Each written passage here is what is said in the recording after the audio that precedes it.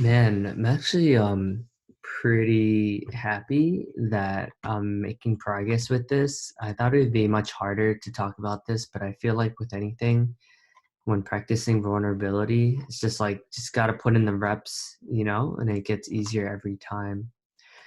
But anyways, so back to chapter 5. So I think I was pretty excited to go to college, honestly, but I think all high schoolers are excited to go to college, right? And then I know in college I was like so excited to graduate. So I just think that's just how human beings are in general. But if you're tuning in, definitely start this from the top, from the beginning to the end, or else like it almost like doesn't make sense because it's just like various stages in my life, and it's helpful to have that context. But anyways, so in this chapter, I will discuss more about my college life. So I went to college and I came in as a pre-dental major. I remember like in the yearbook in fifth grade, I put they asked like, what do you want to do for a living as your occupation, or what's your dream job? And I put dentist, interestingly enough.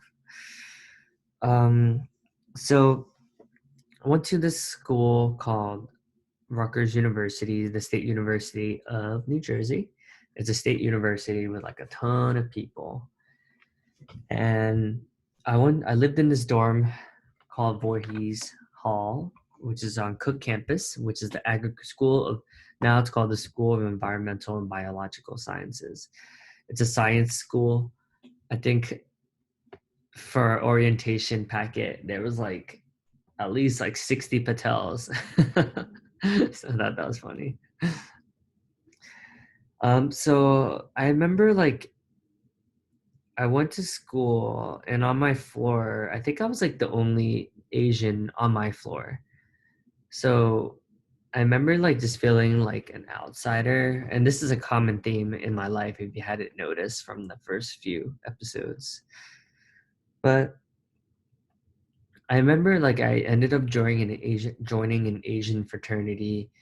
My good friend Rick lived with these three brothers, Josh, Nate, and Sambo.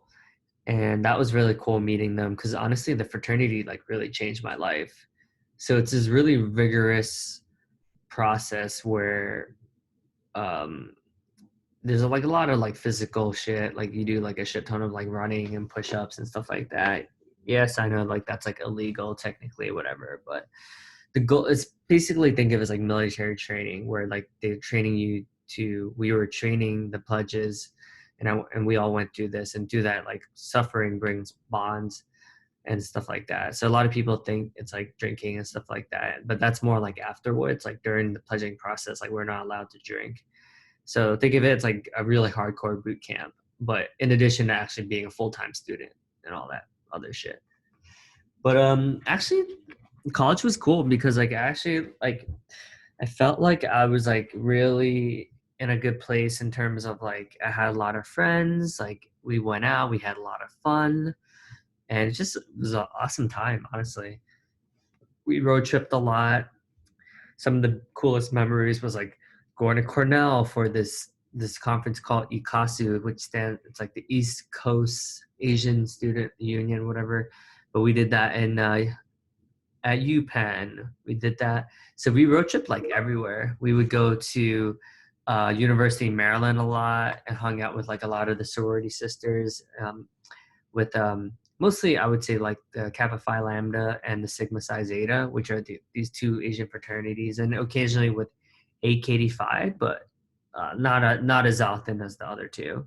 But we became really close to them, so we would maybe like every 2 or 3 weeks we would go down there and party with them and played a lot of beer pong, good times. And yeah. What else did we do? I think it was like that. I think that was like the first time I tried weed, but I never really like liked it as much as a lot of people. I don't, to me, like it's like, I don't know. So I actually haven't really tried it as much as like most people, maybe like a handful of times in my life. But anyways, um, Yeah, we road trip to Stony Brook University. That was a lot of fun. I think the most memorable three like fraternity events was like other than ECOS, so other than going to Cornell and partying all the way up there, going to Binghamton, going to uh we did a brotherhood retreat trip, so we like drove down to Florida, University of Florida in Gainesville, had a blast there. And oh man, this is making a lot of sense now. I met my uncle, who's basically my big bro's big bro. So in fraternity life, you get assigned like a big bro. So my big bro, his name is Fung, and his big bro is Tommy. And Tommy's like one of my older brothers who I still am pretty tight with today, who's a really good role model and everything, good mentor. But anyways, his little brother, his name is Hui, this Vietnamese guy who's like so cool, so suave, and he actually won like Mr. UF, which is like a huge accomplishment, honestly. Super popular dude, like he was like the guy on campus. You know, everyone like the ladies loved him, like guys loved him, just well loved, and he ended up becoming a dentist. And he actually, sadly enough, actually passed away due to like I think like a brain tumor or something like that. But meeting him actually made a pretty big difference. I was always like, man, like I want to be like that guy. And honestly, looking like reflecting in my life now, I feel like I'm actually like pretty close to him in the sense that like I have a lot of friends. I have 14,000 LinkedIn friends, and my life is completely different than it was at that moment when I first met him, where I just felt like, like I felt like I was like average, I guess, to be honest, right? Um, so going to college, the fraternity was a huge, huge influence in my life. It taught me so many things. It taught me how to organize events. It taught me how to make friends and adapt. It taught me the value of finding community and finding how to connect with like other Asians and different types of Asians. I started hanging out with a lot more Korean people regularly. Learned a lot about Taiwanese culture, being involved with TASA, which is like the Taiwanese American Student Association, being involved with them, VSA, Vietnamese Student Association, and then similar to what I'm doing now with the LinkedIn Asian Alliance is what I did back in college. So it's interesting to see how all these skills kind of like come together when you get older, but when you're doing it, you're kind of like, why the fuck am I spending like so much time doing all this? But honestly, all those skills has helped me a lot and has helped me live a pretty fulfilled life. So I'm so glad I did it. But I think back then, you kind of don't really think about these things. Um, so yeah, so the college life was fun. I did eventually work at a dentist office. That was actually one of the coolest jobs. And then because of me, all these other brothers still work at the dentist office. Like every year, she hires a lot of my fraternity brothers, and we have a yearly Christmas gathering. So shout out to Dr. Chow, you're awesome. But yeah, I would say like a couple of memorable things that stood to mind. Um, I met like Vicky. Became really close to Vicky, which we still hang out with today. She actually is living like a mile away from where I am right now at my fiance's place. So thank you, Vicky, for being my longest lasting friend at Rutgers since day one. So that was 2006. So we've been friends for 14 years. Damn, yo. And then what else is memorable about Rutgers? Oh, the football games. The football games are so much fun. Two of the craziest memories. One was when we stormed the field when we beat Louisville. We were both undefeated at the time. I think 8-8, 8-0, 8-0, both, or 8-7. One of us, I don't remember. Or we were both undefeated. We were both ranked in the top 25. They were ranked actually third, I believe.